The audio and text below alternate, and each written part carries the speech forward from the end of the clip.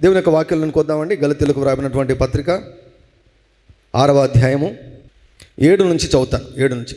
మోసపోకడి, దేవుడు వెక్కిరింపబడడు, మనుష్యుడు ఏమి విత్తునో ఆ పంటనే కోయును. ఎలాగనగా తన శరీరేచ్ఛలను బట్టి విత్తువాడు తన శరీరము నుండి క్షయమును పంట కోయును, ఆత్మను బట్టి విత్తువాడు ఆత్మ నుండి నిత్య జీవమును పంట కోయును. మనము మేలు చేయుట ఎందు విసుకక ఎందుము, మనము అలయక మేలు చేసితిమేమి, తగిన కాలమందు పంట కోతుము. సో ఈ వాక్యాన్ని మనము ఆధారం చేసుకొని చాలా సంగతులను మనం అధ్యయనం చేశాం. సో మీరు కావాలంటే మరలా ఇంతకు మునుపు చెప్పినటువంటి వాక్యాలన్నీ కూడా మీరు వినడం వల్ల మీ మనసు నూతనపరచబడుతుంది. ఇక్కడ స్టార్టింగ్ ఏమంటున్నారంటే పౌలు గారు, మోసపోకడి, దేవుడు వెక్కిరింపబడడు, మనుషుడు ఏమి విత్తునో ఆ పంటనే కోయను. దేవుడు చెప్పిన దాన్ని మనం నమ్మలేదనుకోండి, మనం మోసపోతాం. when we don't believe what God said we will be deceived. ఇక్కడ అది చెప్తున్నాడు. దేవుడు చెప్పిన దానిని నమ్మకపోతే మనము మోసపోతాం. ఏ విషయంలో ఏ విషయంలో? మనుషుడు ఏమి విత్తునో ఆ పంటనే కోయను. నేను ఈ నియమాన్ని నమ్మను అని ఎవరన్నా అన్నారనుకోండి, వారు మోసపోతారు. ఎందుకంటే దేవుడు వెక్కిరించబడాడు, ఎందుకంటే దేవుడు చెప్పాడు. ఆదికాండం 8వ అధ్యాయంలో మనం చూసాం ఇంతకు మునుపు, భూమి నిలిచి ఉన్నంత వరకు వెదకాలము కోతకాలము ఉంటాయి అని దేవుడు చెప్పాడు. నేను ఇది నమ్మను, విత్తుట ఒకటి నియమాన్ని నమ్మను. బయట వ్యవసాయంలో అయితే నమ్ముతారు, కానీ మందిరంలోకి వచ్చే లోపల బోధకు వచ్చే లోపల దాన్ని నమ్మరు. పాపం విషయంలో నమ్ముతారు, దీన్ని పాపం విషయంలో నమ్ముతారు కదా. శరీరేచ్ఛలను బట్టి విత్తువాడు తన శరీరం నుండి క్షయమను పంట కోయను. ఇది నెగిటివ్ అన్నమాట, negative seeds, negative harvest.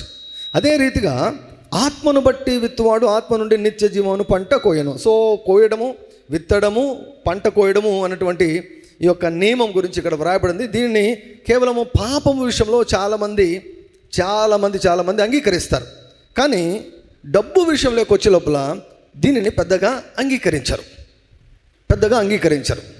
So కాబట్టి ఎవరు అంగీకరించకున్నా దేవుడు తన వాక్యంలో ఏం చెప్పాడో అదే మనకు ఆధారం. దేవుడు వాక్యంలో తన వాక్యం ఏం చెప్పాడో అదే మనకు ఆధారం. కొరింథీయులకు వ్రాయబడినటువంటి 2వ పత్రిక 8వ అధ్యాయం 9వ వచనం బాగా అండర్లైన్ చేసుకోండి, బాగా హైలైట్ చేసుకోండి, మార్కర్తో హైలైట్ చేసుకోండి, ఫ్లోరసెంట్ స్కెచ్తో బాగా అండర్లైన్ చేసుకోండి. మీరు మన ప్రభు అయిన యేసుక్రీస్తు కృపను ఎరుగుదురు కదా, ఆయన ధనవంతుడై ఉండి మీరు తన దారిద్ర్యం వలన ధనవంతులు కావాలని మీ నిమిత్తము దరిద్రుడాయను. ఆయన ధనవంతుడు అయితే దరిద్రుడయ్యాడు. ఎందుకు దరిద్రుడయ్యాడంటే మిమ్ములను ధనవంతులుగా చేయు నిమిత్తము. ఈ వాక్యము చదివిన వెంటనే చాలామంది, కొంతమంది కాదు చాలామంది ఏమంటారంటే, ఇది డబ్బుకు సంబంధించింది కాదు అంటాడు, డబ్బుకు సంబంధించింది కాదు అంటారు. కానీ ఈ అధ్యాయం చూస్తే చూడండి, 2వ వచనం, ఎలాగనగా వారు బహుశ్రమల వలన పరీక్షింపబడగా అత్యధికంగా సంతోషించిరి, మరియు వారు నిరుపేదలైనను వారి దాతృత్వము బహుగా విస్తరించెను. 8వ అధ్యాయము 9వ అధ్యాయం మొత్తము డబ్బు గురించే వ్రాయబడింది. 1 కొరింథీ 14వ అధ్యాయం అంతా దేని గురించి వ్రాయబడింది తెలుసా? భాషల గురించి వ్రాయబడింది. అంటే ఎంత ప్రాముఖ్యమో చూడండి. ఇక్కడ 8వ అధ్యాయం 9వ అధ్యాయం 2 అధ్యాయాలు కంప్లీట్గా మనీ గురించి వ్రాయబడింది. This is not about spiritual things, this is about money. డబ్బు గురించి వ్రాయబడింది. పాపం గురించి మనం మాట్లాడాలంటే, ఆత్మీయ సంగతుల గురించి మాట్లాడాలంటే వేరే అధ్యాయాలు ఉన్నాయి, వేరే చాప్టర్స్ ఉన్నాయి. కానీ ఇక్కడ డబ్బు గురించి బహు ఖచ్చితంగా, బహు స్పెసిఫిక్గా ఇక్కడ మాట్లాడుతున్నాడు. సో యేసుప్రభు శిలువ కార్యంలో ఆయన దరిద్రుడయ్యాడు. ఎందుకు అంటే మనలను ధనవంతులుగా చేయు నిమిత్తము. సో శిలువ కార్యము నిజంగా నిష్ఫలం కాకూడదు అంటే మనం ధనవంతులం కావాలి. యేసు ప్రభువు నమ్మిన ప్రతి ఒక్కరు కూడా ధనవంతులు కావాలని దేవుడు కోరుకుంటున్నాడు. God wants you to become rich. నీవు ధనవంతుడు కావాలని దేవుడు కోరుకుంటున్నాడు. నన్ను ధనవంతుని కావాలని దేవుడు కోరుకుంటున్నాడు. ఆయన దగ్గరకు వచ్చినటువంటి ప్రతి ఒక్కరు కూడా ధనవంతులు కావాలని ఆయన కోరుకుంటున్నాడు.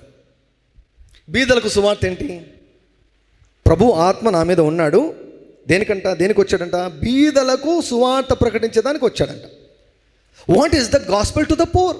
బీదలకు సువార్త ఏంటి? బీదరికంలో ఇలా నువ్వు కొనసాగితే, పేదరికంలో నువ్వు వర్ధిల్లితే అది దేవునికి మహిమ అనేది సువార్తన? రోగికి సువార్త ఏమిటండి? రోగంతో నువ్వు చచ్చిపోతావంటే అది సువార్తన? రోగికి సువార్త ఏంటి? నీవు రోగంతో ఉండవలసిన అవసరం లేదు, నీ రోగానికి మందుంది, నువ్వు బాగవుతావు అనేది రోగికి సువార్త. మరి బీదవాడికి ఏంటి సువార్త అంటే, నువ్వు బీదరికంలో, నీవు పేదరికంలో నీవు ఉండవలసిన అవసరము లేదు. That is the gospel to the poor. So God wants every one of us to become rich. అంటే ఏంటి దేవుని యొక్క డెఫినేషన్? ధనవంతుడు అంటే ఎలా దాన్ని వివరించాలి? దేవుని యొక్క మనసులో ఏముంది? దేవుడు ఏమనుకుంటున్నాడు? సో నేను ఒక విషయం ఈరోజు మీకు చెప్పి నేను ఈ యొక్క అంశానికి నేను ఫుల్ స్టాప్ పెడతాను. వచ్చే వారం నుంచి క్రొత్త అంశాన్ని ప్రారంభిస్తాం. ఏంటంటే ప్రియులరా, ప్రతిరోజు కూడా మన జీవితాల్లో మనకంటూ ఒక లక్ష్యం ఉండాలి. చదివే వాళ్ళకు ఒక లక్ష్యం ఉండాలి కదండి. చదివే వాళ్ళకు నేను ఎగ్జామ్లో పాస్ కావాలి, అదొక లక్ష్యం. లేకపోతే నేను మంచి మార్కులు నేను సంపాదించాలన్నది అది ఒక లక్ష్యం. 10th క్లాస్ మార్కులు వచ్చాయి, అందరూ విపరీతమైనటువంటి రెస్పాన్స్, విచిత్రమైనటువంటి రెస్పాన్స్. ఒక అమ్మాయికేమో ఏమండి 6 మార్కులు తక్కువ వచ్చాయి. 6 మార్కులు తక్కువ వచ్చాయని, ఐ థింక్ ఇంటర్లో అనుకుంటా, 6 మార్కులు తక్కువ వచ్చాయని. ఒక అమ్మాయి ఇంటర్లో 4 మార్కులు తక్కువ వచ్చాయని, 10th క్లాస్ అమ్మాయి. టోటల్ అండి 100%కు 4 మార్కులు తక్కువ వచ్చాయని వెక్కిళ్ళు పెట్టి వేడుస్తూ ఉంటే, ఇంకొక అమ్మాయి అన్నీ 50, 40 వచ్చాయన్నమాట. ఒక దాంట్లో 31 వచ్చాయి. 31 వస్తే అసలు ఆ అమ్మాయి ఎంత ధైర్యంగా చెప్తుంది తెలుసా? చూడండి, అన్నింటిలో నేను 50 తెచ్చుకున్నా, 31 వచ్చి ఒక దాంట్లో 4 మార్కులు తక్కువ వచ్చినాయి కాబట్టి నేను డిమాండ్ చేస్తున్నాను అంటుంది ఆ అమ్మాయి. అప్పుడు మైక్ పెట్టి అడుగుతున్నాడు, ఏం డిమాండ్ చేస్తున్నావు నువ్వు? ఏం డిమాండ్ చేస్తున్నావు అంటే, నన్ను ఎట్లా ఫెయిల్ చేస్తారు, నన్ను ఖచ్చితంగా 4 మార్కులు కలిపి నన్ను పాస్ చేయాల్సిందే అంటుంది అన్నమాట. ప్రతి ఒక్కరికి ఒక లక్ష్యం ఉండాలి. లక్ష్యం లేకపోతే ఏది సాధించలేం. సో ఇప్పుడు ఈరోజు రాత్రి ఈ సర్వీస్ కూడా ఒక లక్ష్యం ఉంది. నేను ఒక లక్ష్యంతో ఇక్కడికి వచ్చాను. ఒక లక్ష్యం, ఒక గురిని నా మనసులో పెట్టుకొని నేను బోధిస్తూ ఉన్నా.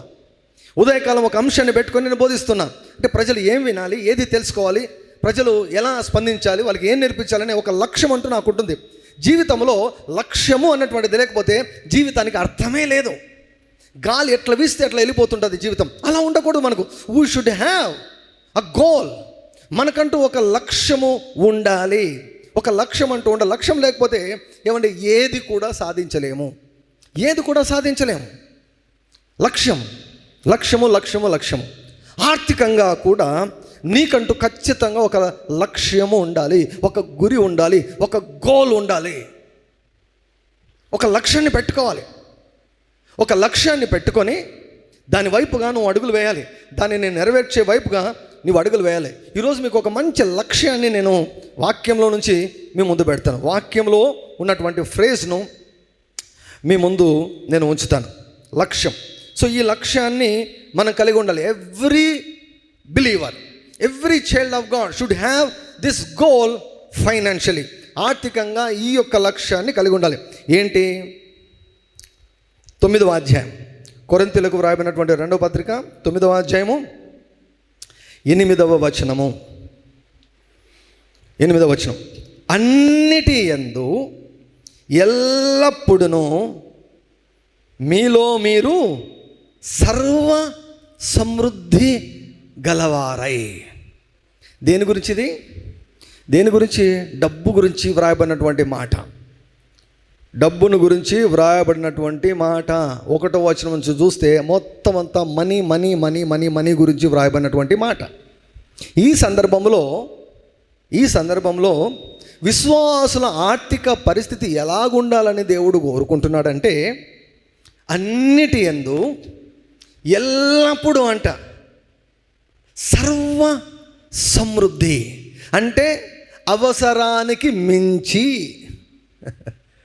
నీ దగ్గర అవసరానికి మించి డబ్బులు ఉండాలి. ఎప్పుడు? జీతం వచ్చిన రోజు కాదు, ఎల్లప్పుడూ ఎల్లప్పుడూ అన్నిటి యందు సర్వ సమృద్ధి. ఇది గోల్. దేవుని యొక్క దృష్టిలో ఐశ్వర్యం అంటే ఇది. సో నీ అవసరతలకు మించి ఉండాలి. అవసరతలు అంటే ఇంకా ఎక్కడికైనా వెళ్ళిపోవచ్చు అనమాట. మినిమం అండి, మినిమం. మనం మంచి బట్టలు వేసుకునే దానికి, మనం ఉండేదానికి ఒక ఇల్లు ఉండాలి, తినేదానికి ఒక మంచి ఆహారం మనం తినేదానికి, అవి కొనేదానికి కావాల్సిన డబ్బులు ఉండాలి. ఏమండి, మన పిల్లలకు ఒక మంచి ఎడ్యుకేషన్ ఇచ్చేదానికి సరిపోయే ధనం ఉండాలి. మన పిల్లలు పెళ్ళిడికి వచ్చారనుకోండి, వారికి పెళ్లి చేసేదానికి, లేకపోతే వారిని ఏదైనా పై చదువులకు పంపించేదానికి ఏమండి మినిమం. ఇది మినిమం అండి, మినిమం. దేవుడు ఏమంటున్నాడంటే వీటికి మించి మనం కలిగి ఉండాలంట. సర్వ సమృద్ధి. దేనికంట సర్వ సమృద్ధి? అన్నిటి యందు ఎల్లప్పుడూ మీలో మీరు సర్వ సమృద్ధి గలవారై ఉత్తమమైన ప్రతి కార్యము చేయుటకు.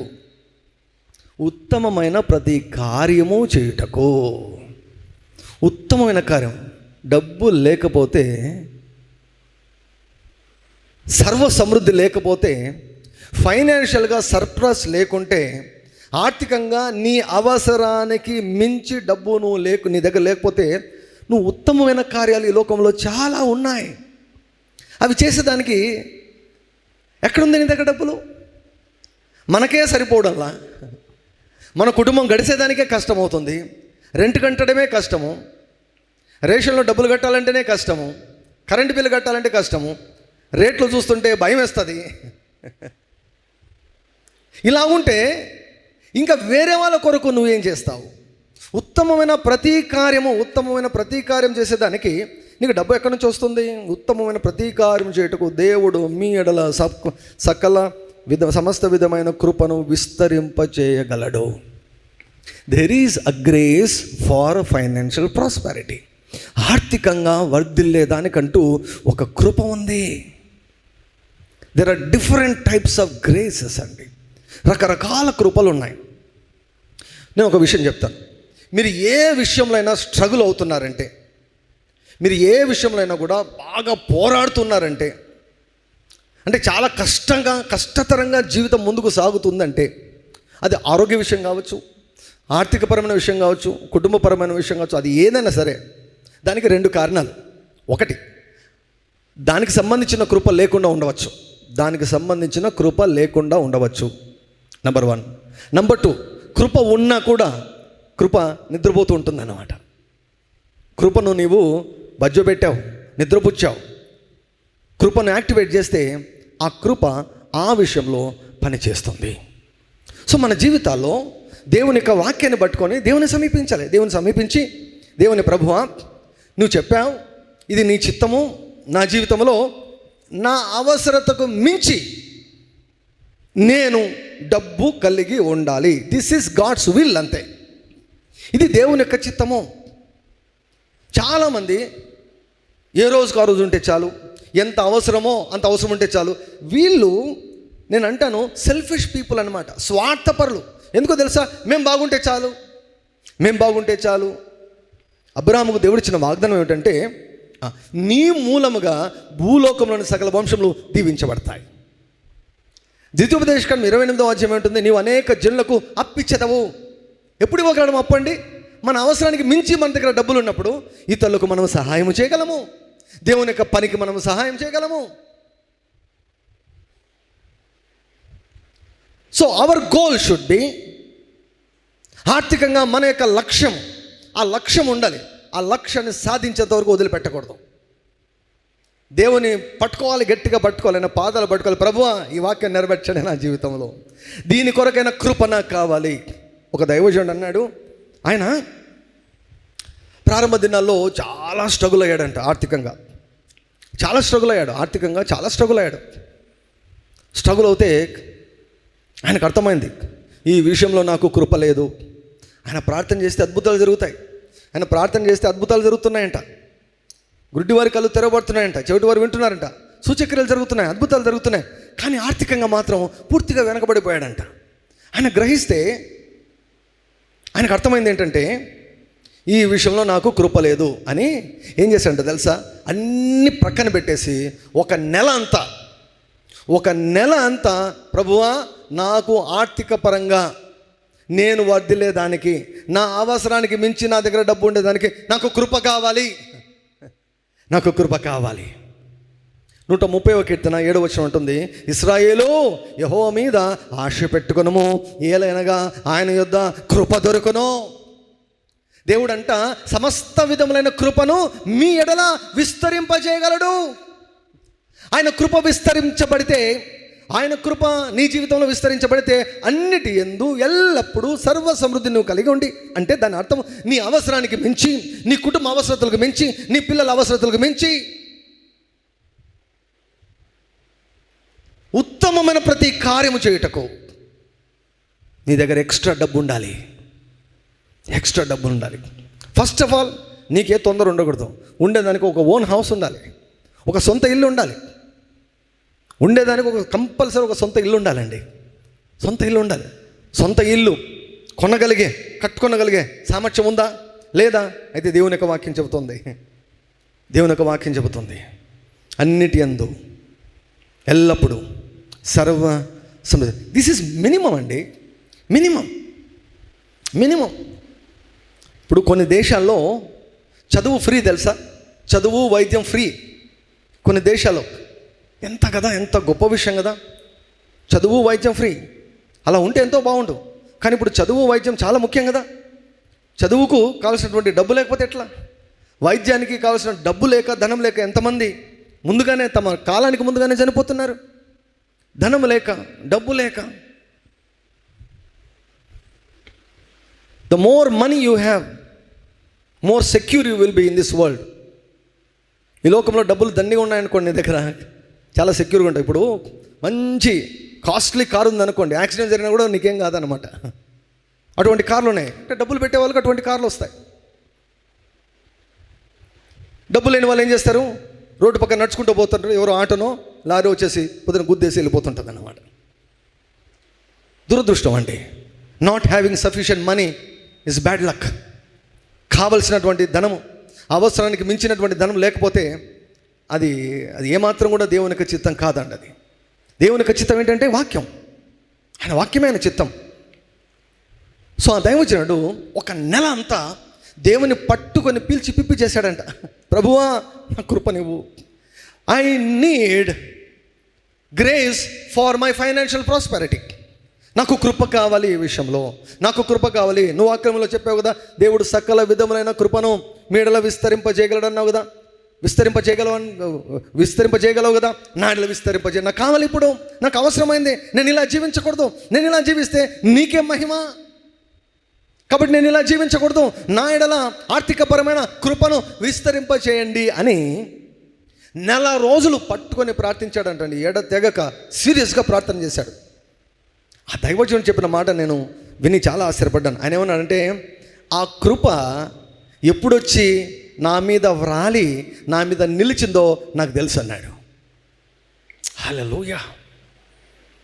I clearly knew, I could clearly make out when the grace for financial prosperity came upon me and rested upon. నా మీదకి రావడమే కాదు, నిలిచి ఉంది. ఈరోజు కూడా ఆ కృప పనిచేస్తుంది అన్నాడు. ఈరోజు ఆయన కొన్ని 100 కోట్లకు అధిపతి. ఆయన దైవజనుడే, 100 కోట్లకు అధిపతి. ఒక మల్టీనేషనల్ కంపెనీ వారు వచ్చారంట ఆయన దగ్గరికి. దైవజనుని దగ్గరికి వచ్చి, పాస్టర్ గారు మా టీంలో, మా పార్ట్నర్స్లో మీ పేరు కూడా పెట్టుకుంటాం అన్నారంట. నాకేం తెలుసండి ఈ రూల్స్ ఇవన్నీ కూడా, నాకేం తెలియదు కదా, నేను సేవ చేసుకుంటానంటే, లేదండి దేవుడు మాకు చెప్పాడు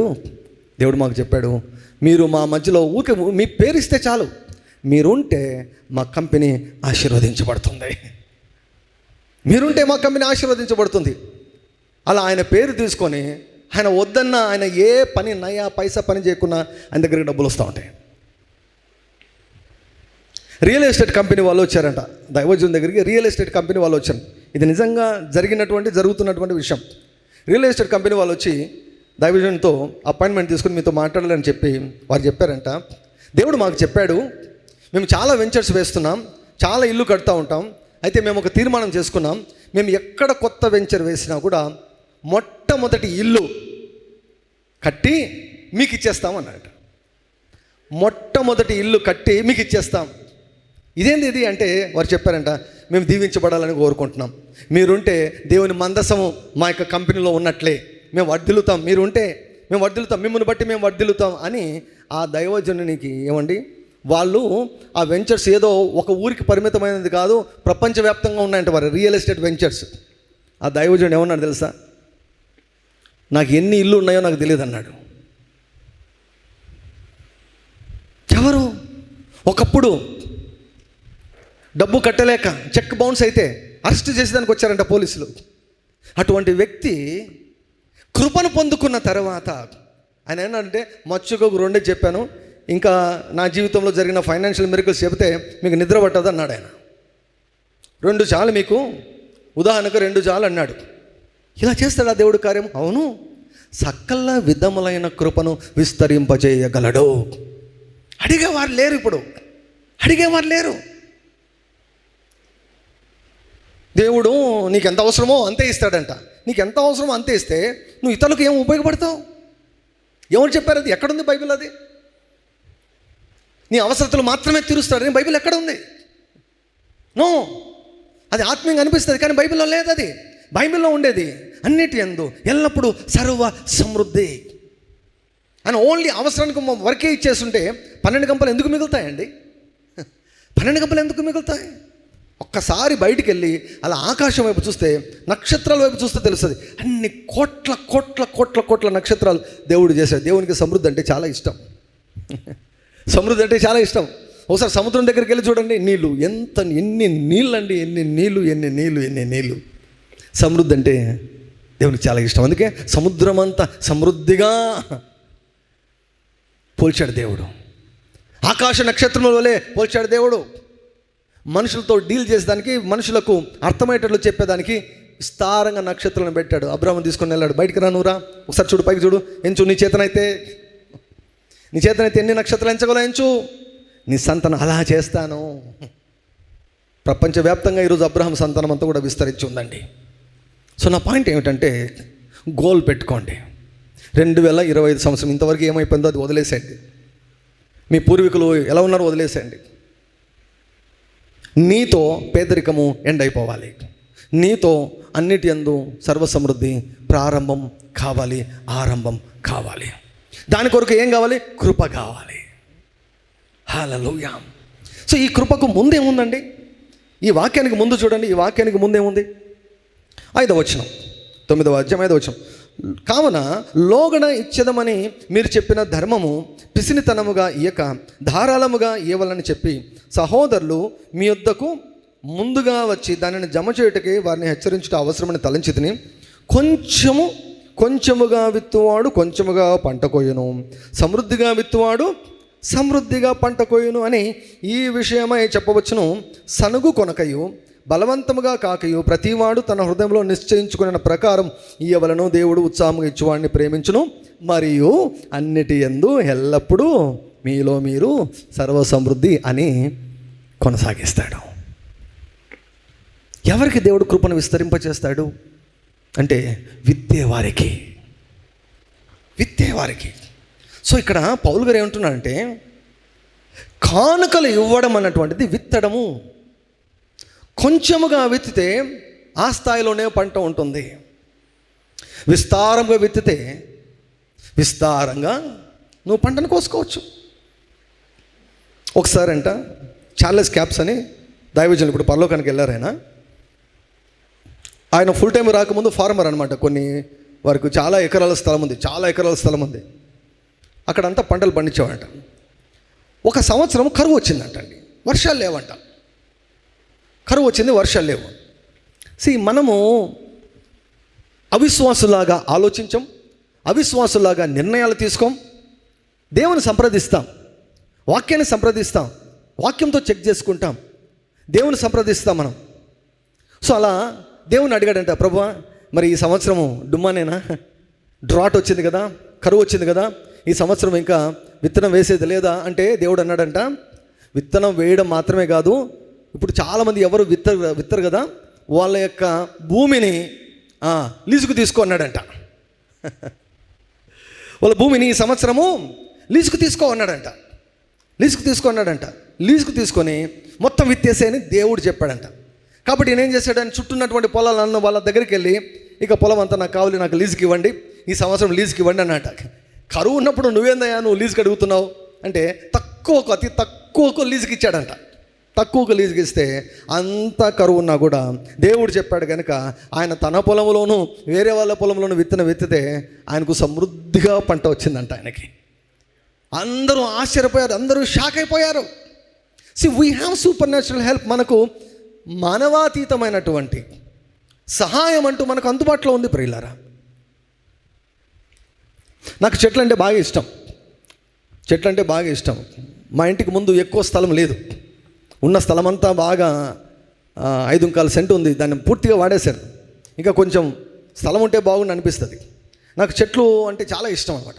నేను మా ఇంటికి ఆనుకొనే ప్రక్కన నీడ ఉంటుందని ఒక చెట్టు నాటాను, బాదం చెట్టు, చిన్న బాదం చెట్టు ఒకటి నాటితే చాలా పెద్దగా అయిపోయి ఎన్ని బాదం విత్తనాలు కాసిందంటే, ఇంకా ఎప్పుడు కోతులు మా చెట్టు మీదనే ఉంటాయి. ఎప్పుడు కోతులు ఆ చెట్టు మీద ఉండేవి. మొత్తం బాదం చెట్టుకు ఆ కాసినటువంటి ఆ యొక్క పంటనంతా తింటూ ఉంటాయన్నమాట. ఒక చెట్టు వేశాను, అంత పంట వచ్చింది. అదే ఒక 100 చెట్లు వేస్తే నేను ఒక ఫ్యాక్టరీ పెట్టుకోవచ్చు. బాదం కాయలు తీసి బాదం ఫ్యాక్టరీనే పెట్టుకోవచ్చు నేను 100 చెట్లు వేస్తే. అంటే కొంచెం విత్తితే కొంచెం పంట, ఎక్కువ విత్తితే ఎక్కువ పంట. సో నీకు ఎంత పంట కావాలో నువ్వు డిసైడ్ చేసుకో. అందుకేమన్నాడు, ప్రతివాడు తన హృదయంలో నిశ్చయించుకున్న ప్రకారము you decide how much you need. This is God's way of financially prospering. దేవుని యొక్క పద్ధతి ప్రకారము ఆర్థికంగా వర్ధిల్లే మార్గము ఇది. గాలిని గుర్తుపట్టువాడు విత్తడంట, మేఘంలో కనిపెట్టువాడు కోయడంట. మనం అలా ఉండకూడదు. గలతీ 6లో చదివాం కదా, ఒక నిర్ణయం తీసుకోండి, నేను దేవుని రాజ్యంలో విత్తడము ఆపను. హల్లెలూయా 30 సంవత్సరాల నుంచి నేను దేవుని యొక్క రాజ్యంలో విత్తుతూనే ఉన్నానండి. 30 సంవత్సరాల నుంచి దేవుని యొక్క రాజ్యంలో విత్తుతూనే ఉన్నాను. 10 రూపాయలు దేవుని యొక్క రాజ్యంలో విత్తిన సందర్భాలు ఉన్నాయి. 10 రూపాయలు దేవునికి కానుకగా ఇచ్చిన సందర్భాలు ఉన్నాయి. నేను మెడికల్ స్టూడెంట్గా ఉన్నప్పుడు 10 రూపాయలు దేవునికి ఇచ్చిన సందర్భాలు ఉన్నాయి. ఆ విత్తనం నుంచి ఈరోజు 10 రూపాయల విత్తనం నుంచి ఈరోజు కొన్ని లక్షల రూపాయలు దేవుని యొక్క రాజ్యంలో విత్తుతున్నాను. ఎందుకు విత్తుతున్నాను? నాకు వాక్యం తెలుసు. I know the word of God works. అసలు దేవుడు మనల్ని విత్తే వాళ్ళగా సృష్టించాడు తెలుసా. God has created us as sowers. ఎందుకు? విత్తనములిచ్చు ప్రతి చెట్టును మీకు ఇచ్చి ఉన్నాను అన్నాడు. అంటే ఏంటి? విత్తనం తీసుకోండి, విత్తనం విత్తండి, పంటను కోయండి. Whatever you want in life. నీ జీవితంలో ఏది కావాలన్నా దానికి సంబంధించిన విత్తనం ఇవ్వు, విత్తనం విత్తు, దానికి సంబంధించిన పంటను కోసుకుంటున్నాడు దేవుడు. ఆ నియమాన్ని దేవుడు పెట్టాడు. విత్తనాలు లేవు అనుకుంటున్నావా? వాక్యంలో వ్రాయబడిన చూడండి, తర్వాత వచనం 10వ వచనం, 9వ అధ్యాయం 10వ వచనం. విత్తువానికి విత్తనమును తినుటకు ఆహారమును దయచేయు దేవుడు మీకు విత్తనము దయచేసి విస్తరింపచేసి మీరు ప్రతి విషయంలో పూర్ణౌదార్య భాగ్యము గలవారగునట్లు మీ నీతి ఫలమును వృద్ధి పొందించును. విత్తనాలు ఇస్తాడంట, విత్తనాలను విస్తరింపజేస్తాడు అంట.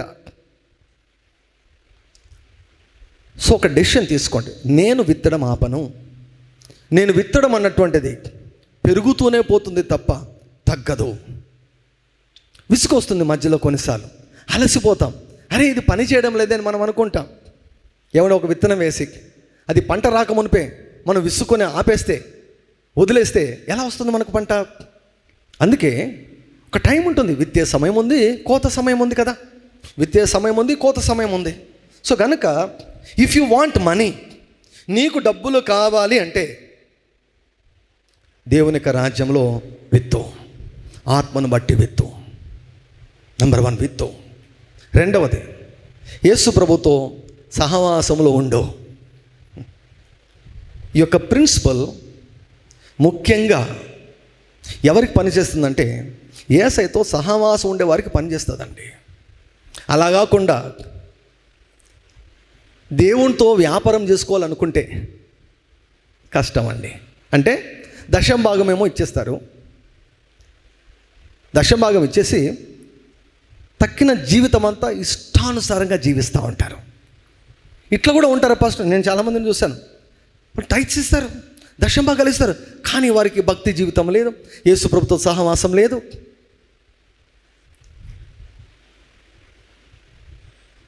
యేసు ప్రభుతో సహవాసం లేదు కనుక కోతకాలమందు వారు నిద్రావస్థలో ఉంటారు, కనుక పంటను పోగొట్టుకుంటారు. So very very important. If you want money, నీకు ధనము కావాలంటే గుర్తుపెట్టుకో, నీ హృదయంలో నిశ్చయించుకొని విత్తడం ఆరంభించు. నంబర్ 1. నంబర్ 2, యేసు ప్రభుతో సహవాసంలో ఉండు, వాక్యం చదువుతూ ఉండు, దేవుని ఆరాధిస్తుండు, దేవుని అందరి భయభక్తులు కలిగి జీవిస్తుండు. పంట సమయం వచ్చినప్పుడు దేవుడు చెబుతాడు. దేవుడు చెప్పినప్పుడు, దేవుడు సలహా ఇచ్చినప్పుడు, దేవుడు సూచన ఇచ్చినప్పుడు వెంటనే లోబడు. దేవుడు ఒక అవకాశాన్ని నీకు ఇచ్చినప్పుడు అవకాశాన్ని వెంటనే పట్టేసుకో, అవకాశాన్ని లాగేసుకో. Use that opportunity. ఆ అవకాశం వచ్చినప్పుడు నిద్రపోవద్దు. దేవుడు నీకు అవకాశం ఇస్తున్నప్పుడు నువ్వు నిద్రపోతే నీకు పంట రాదు. అందుకే కోతకాలమందు నిద్రించు కుమారుడు సిగ్గుపరచు కుమారుడు అని వ్రాయబడింది. విత్తాలి, యేసయ్యతో సహవాసం కలిగి ఉండాలి. ఆయన స్వరం విన్నప్పుడు, ఆయన ఒక సూచన ఇచ్చినప్పుడు వెంటనే లోబడి ఆ పని మనం చేయాలి. అలా చేసినప్పుడు మనకు పంట వస్తుంది. పంట వచ్చినప్పుడు ఆ పంటలో విత్తనాలు ఇంకా పెరుగుతాయి. విత్తనాలు విస్తరిస్తాయి. విత్తనాలు విస్తరించినప్పుడు మన విత్తనం కూడా పెరుగుతుంది. 10 రూపాయలు విత్తేవానండి దేవునికి రాజ్యంలో. నేను నమ్మకంగా విత్తేవాడిని. 10 రూపాయలు విత్తేవాడిని, తర్వాత 100 విత్తాను, తర్వాత 1000 విత్తాను, తర్వాత లక్షలు విత్తుతున్నాను. This is working. It is working. కాబట్టి ఒక లక్ష్యాన్ని పెట్టుకోండి. ఫైనాన్షియల్గా ఇక స్ట్రగుల్ కాకూడదయ్యా, నాకు కృప కావాలని పట్టుకోండి. ఆయన పాదాలు పట్టుకోండి. I want grace, oh God, నాకు గ్రేస్ కావాలయ్యా. ఎందుకో తెలుసా? నాకు కొదువు ఉండకూడదు, నా పిల్లలకు కొదువు ఉండకూడదు, నేను బాడిగ ఇళ్ళలో ఉండకూడదు, నాకు సొంత ఇల్లు ఉండాలి, ఒక సొంత మంచి ఒక వాహనం ఉండాలి. ఇప్పుడు కార్ అన్నటువంటిది లగ్జరీ కాదండి, అవసరం. కార్ అన్నటువంటిది అవసరం. ఇప్పుడు అవసరం అండి, ఇది కార్ అన్నటువంటిది అవసరం, లగ్జరీ కాదు. మంచి ఒక వెహికల్ ఉండాలి ప్రభు. సమాజంలో ఒక డిగ్నిఫైడ్గా జీవించాలి ప్రభు. మినిమం అండి, ఇవన్నీ కూడా మినిమం ఇప్పుడు ఈ కాలంలో. దీనికి మించి మనకు దగ్గర డబ్బులు ఉండాలి. ఎందుకు? ఉత్తమమైన ప్రతి కార్యము మనం చేయలాగన, దేవుని యొక్క రాజ్యం విస్తరించేదానికి మనం సహాయం చేయలాగన అవసరానికి మించి మన దగ్గర డబ్బు ఉండాలి. ఇది ఒక లక్ష్యంగా పెట్టుకోండి, ఒక గోల్ లాగా పెట్టుకోండి. ప్రభు, ఈ సంవత్సరంలో మాత్రం ఇది జరగాలయ్యా, ఈ సంవత్సరంలో జరగాలయ్యా. డిసెంబరు దాటే కంటే ముందే నేను సర్వ సమృద్ధిని పొందుకోవాలయ్యా. ఒకవేళ అప్పులుంటే అప్పుల నుంచి బయటకు రావడం, లోన్లుంటే లోన్ల నుంచి బయటకు రావడం, ఏ మాత్రం కూడా కొదవ లేకుండా అన్నిటి యందు ఎల్లప్పుడూ సర్వ సమృద్ధి. అందరు చెప్తారా నాతో కలిసి చెప్పండి. అన్నిటి యందు ఎల్లప్పుడూ సర్వ సమృద్ధి. మరలా చెప్దామా? అన్నిటి యందు ఎల్లప్పుడూ సర్వ సమృద్ధి. Glory to God, hallelujah. This is a very possibility. ప్రపంచంలో ఈరోజు అనేకులు ఈ వాక్యాన్ని అనుభవిస్తున్నారు. దేవుడు ఆకాశం అనే తన మంచి ధననిధిని తెరుస్తాడండి. హల్లెలూయా. మనకు కనిపించినటువంటి నిధులు ఉన్నాయి ఆయన దగ్గర. మన కళ్ళకు కనిపించని నిధులు ఉన్నాయి. అంధకార స్థలంలో ఉన్నటువంటి నిధులు ఉన్నాయంట. అంధకార స్థలంలో నిధులు ఉన్నాయంట. రహస్య స్థలాల్లో మరుగైన ధనం ఉందంట. అది ఎవరికి కనపడదు, ఎవరికి కనపడుతుంది. So we should have this goal. This is God's will. ఈ వాక్యం పట్టుకొని దేవుని అడిగితే ఓకే అంటాడు దేవుడు. ఎందుకు నీకు ఆశ అన్నాడు? ప్రభువా, ఈ వాక్య ప్రకారం నాకు కృప కావాలి. కృప కొరకు మొరపెట్టండి. కృప వచ్చిందో లేదో కూడా తెలుసుకోవాలి మీరు. ఆ కృప నిలిచి ఉండాలి. కృపను వాడే కొద్దీ కృప విస్తరిస్తుంది. పౌలు అన్నాడు కదా, నాకు అనుగ్రహించబడిన కృపను నేను వ్యర్థం చేయలేదు. A believer can have a rich life, a good life, a dignified life. హుందాగా జీవించగలిగే ఒక జీవితాన్ని నీ గతంతో సంబంధం లేకుండా, నీ ఫ్యామిలీ బ్యాక్గ్రౌండ్తో సంబంధం లేకుండా నువ్వు జీవించవచ్చు. ఎలా సాధ్యము? కృపకు సాధ్యం అవుతుంది. అది కృప ఇస్తాడు ఆయన. నువ్వు అడిగితే ఇస్తాడు, నువ్వు మొరపెడితే ఇస్తాడు, నువ్వు నిజంగా మొరపెడితే ఇస్తాడు ఆయన. కృపను పొందుకుంటే అన్నిటి యందు ఎల్లప్పుడూ సర్వ సమృద్ధిని నీవు పొందుకుంటావు. కాంప్రమైజ్ కావద్దండి, రాజీ పడద్దండి. నా జీవితం ఇంతే, నాకు చదువు లేదు, మా అమ్మ నాన్నలు ఏ ఆస్తి లేదు, ఏమీ లేదని రాజీ పడద్దు. ఇక్కడ లోకపరమైన తల్లిదండ్రులకు ఆస్తి లేకుండా ఉండొచ్చు, కానీ నీ పరలోకమందున్న తండ్రి ఆయన ఐశ్వర్యవంతుడు, ఆయన శ్రీమంతుడు, ఆయన దగ్గర నిధులు ఉన్నాయంట కదా. నీతిమంతుని ఇల్లు గొప్ప ధననిధి, కలిమియు సంపదయు వాని ఇంట ఉండును. నెరవేరాలండి ఈ వాక్యాలు, మన జీవితాల్లో నెరవేరాలి. మన తర్వాతి తరాలకు మనం చెప్పాలి, చూడు ఈ వాక్యాన్ని దేవుడు నెరవేర్చాడని చెప్పాలి. వారి తర్వాత తరానికి చెప్పాలి. We should know how to become rich by God's methods. దేవుని యొక్క పద్ధతుల ద్వారా ఎలాగ ధనవంతులు కావాలో మనము ఈ వాక్యాల ద్వారా మనము నేర్చుకున్నాం. ఒక మంచి నిర్ణయం తీసుకోండి. విత్తడం ఆపను, యేసు ప్రభుతో సహవాసం చేయడం నేను ఆపను. యేసయ్య ఏం చెప్పినా నేను వెంటనే లోబడతాను. నాకు యేసయ్య ఏ అవకాశం ఇచ్చినా వెంటనే సద్వినియోగం చేసుకుంటాను. అంతే, పంట కోసుకుంటాం. అంతే, పంట కోసుకొని దేవుడు నమ్మదగిన వాడని లోకానికి సాక్ష్యం చెబితే ఏమండి, అనేకులు మిమ్ములను చూసి ప్రేరేపించబడతారంట. 9వ అధ్యాయంలో అదే అంటాడు, మీ ఆసక్తిని చూచి అనేకులు ప్రేరేపించబడ్డారు. కొరింథీ సంఘంతో రాస్తున్నాడు. మీ ఆసక్తిని అంటే ఇచ్చే విషయంలో, కానుకల విషయంలో మీ ఆసక్తిని చూచి అనేకులు ప్రేరేపించబడ్డారు. ఒక్కరు సాక్ష్యం చెప్తే చాలు, అనేకులు ప్రేరేపించబడతారు. That's how the kingdom of God will be extended, will be multiplied. అలాగే దేవుని యొక్క రాజ్యము విస్తరిస్తుందండి. సో కనుక ఈ మాటలు మాటికి వినండి. ఒకవేళ ఈ ఏరియాలో ఫైనాన్సెస్లో మీరు స్ట్రగుల్ అవుతున్నారంటే కృప కొరకు అడగండి. దేవుని యొక్క వాక్య ప్రకారం అడుగులు వేయండి. దేవుడు మీ జీవితంలో గొప్ప కార్యాలు చేస్తాడు. గొప్ప ధననిధిని దేవుడు మీ కొరకు విడుదల చేస్తాడు. అన్నిటి యందు ఎల్లప్పుడూ సర్వసమృద్ధిని దేవుడు మీ యొక్క జీవితంలోనికి ఆయన కుమ్మరించును గాక. దేవుడి యొక్క మాటలు మన వెనుకలో ఆయన ఫలింపచేయును గాక. విత్తబడిన వాక్యమును సూచక క్రియల చేత, అద్భుతముల చేత, మహత్కారముల చేత దేవుడు స్థిరపరచును గాక.